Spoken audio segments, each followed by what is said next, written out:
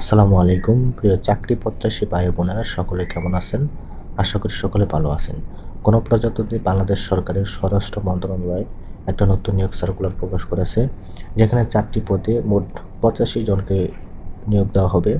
তো কোন কোন পদে কতজন লোক নিয়োগ করা হবে এবং আবেদনের যোগ্যতাগুলো কী কী এবং বেতন হয় কত, আবেদন কবে থেকে শুরু হবে এবং আবেদনের শেষ তারিখ কবে, সকল বিস্তারিত কিন্তু এই ভিডিওতে আলোচনা করার চেষ্টা করব। স্বরাষ্ট্র মন্ত্রণালয়ে নিম্ন বর্ণিত পদসমূহে সরাসরি নিয়োগের জন্য পদের পার্শ্বে বর্ণিত শর্ত পরিকৃত বাংলাদেশের নাগরিকের নিকট হতে অনলাইনে আহ্বান করা যাচ্ছে। অনলাইন ব্যতীত কোনো আবেদনপত্র গ্রহণ করা হবে না। এখানে প্রথম যে পদটা রয়েছে সেটি হচ্ছে 60 মুদ্রাক্ষরিক কাম কম্পিউটার অপারেটর।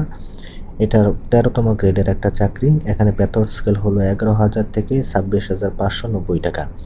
এখানে পদ সংখ্যা রয়েছে 15টি। আপনার শিক্ষাগত যোগ্যতা এবং অভিজ্ঞতা চাওয়া হয়েছে যে কোনো স্বীকৃত বিশ্ববিদ্যালয় হতে স্নাতক বা সমমানের ডিগ্রি থাকতে হবে, কম্পিউটার প্রশিক্ষণপ্রাপ্ত হতে হবে এবং 60 লিপিতে সর্বনিম্ন গতি ইংরেজিতে 70 এবং বাংলায় 45 শব্দ হতে হবে এবং কম্পিউটার মুদ্রাক্ষরে সর্বনিম্ন গতি ইংরেজিতে 20 এবং বাংলায় 25 শব্দ হতে হবে। কম্পিউটারে ওয়ার্ড প্রসেসিং, ইমেল, ফ্যাক্স পরিচালনার দক্ষ অভিজ্ঞতা থাকতে হবে। তো 2 নম্বর যে পদটা সেটা হচ্ছে ক্যাশিয়ার। এটা 14তম গ্রেডের একটা চাকরি। এটার বেতন স্কেল হচ্ছে 10,200 থেকে 24,680 টাকা। এখানে পদ সংখ্যা রয়েছে 1টি।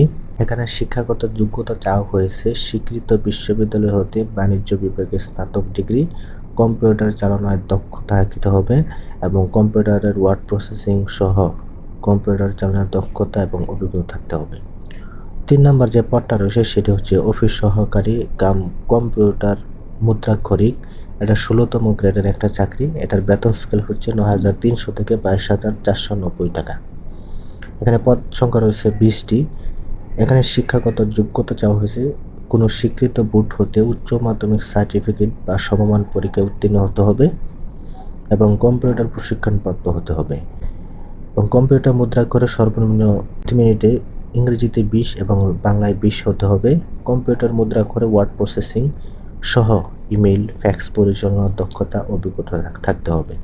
4 নম্বর যে পদটা সেটা হচ্ছে অফিস সহায়ক। এটা 20তম গ্রেডের একটা চাকরি।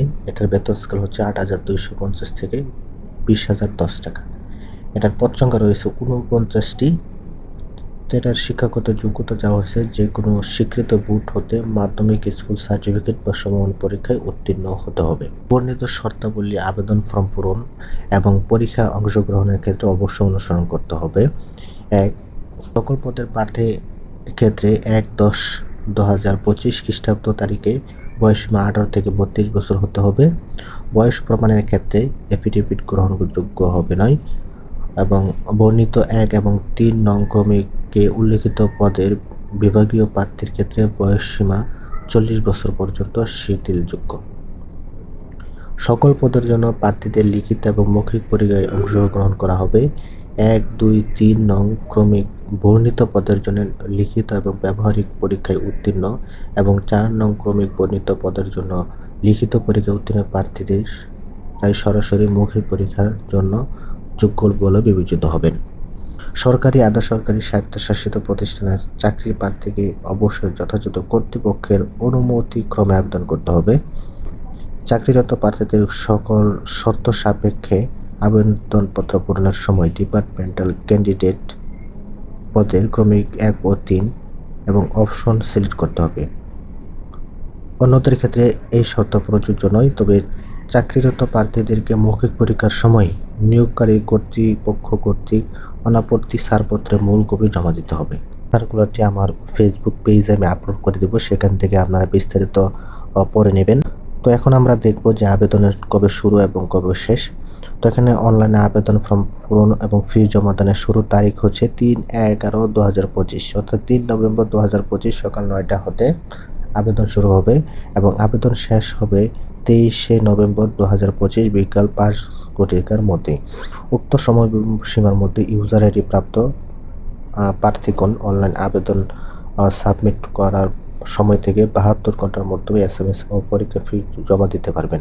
আমরা দেখবো যে কোন পদের আবেদন ফ্রি কত। তো এখানে 1, 2, 3 এই 3টি পদের আবেদন ফ্রি 100 টাকা, টেলিটকের সার্ভিস চার্জ 12 টাকা সহ 112 টাকা এবং 4 নং পদের আবেদন ফ্রি 50 টাকা এবং টেলিটক সার্ভিস চার্জ সহ 6 টাকা সহ মোট 56 টাকা প্রদান করতে হবে। তো বন্ধুরা, এই ছিল আজকের মতো ভিডিও। তো ভিডিওটা যদি আপনাদের ভালো লেগে থাকে অবশ্যই ভিডিওতে একটি লাইক করে দেবেন। আমার চ্যানেলে আপনি নতুন হলে অবশ্যই চ্যানেলটি সাবস্ক্রাইব করে দেবেন।